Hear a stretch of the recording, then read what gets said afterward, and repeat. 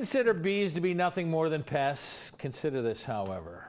Honeybee pollination is responsible for 1 in every 3 bites of food in our diet. That much? Okay. Well, in recent years, there have been major changes in the activities of these bees. As Local 12 meteorologist Scott Dimick shows us, that's prompted research by a local professor who wants to find out if there's a link between honeybee activity and the weather. We know that bees may have been nature's first meteorologists. Dr. Gene Kritsky with Mount St. Joseph University is known for his cicada research.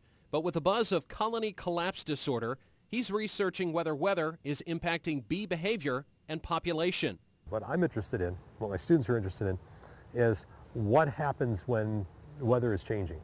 In order to accurately correlate weather to bee behavior, Dr. Kritsky has installed a weather station here at Mount St. Joseph University. His research is just beginning, but he suspects even small changes in temperature and pressure could have an impact on how bees behave. We're in addition to temperature and pressure, we're also looking at humidity, we're looking at cloud cover, we're looking at rainfall, all that's coming into play. And then to put that on a seasonality basis, activity of the hive in the summer and in the fall.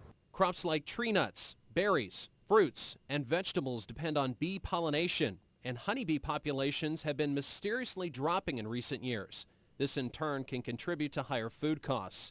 While still in the early stages of research, Dr. Kritsky's students are seeing correlations between bees and the weather around them. Well, the change in temperature, if it's extremely hot, then there's not as much nectar flow, so they rely on us feeding them. We put sugar water in there to allow them to make honey from that rather than trying to fly greater miles away, which with a change of weather could cause their death.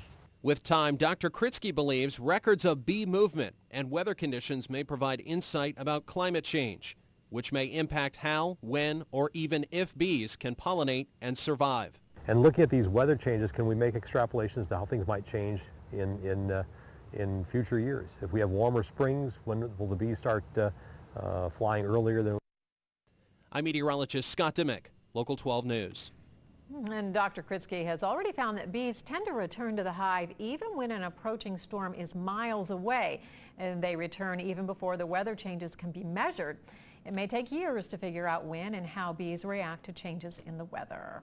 Pretty fascinating stuff, actually. I love honeybees. They're not the ones. They're not the ones that follow you like the yellow jackets. Yeah. They're aggressive. When I'm out gardening, they follow you.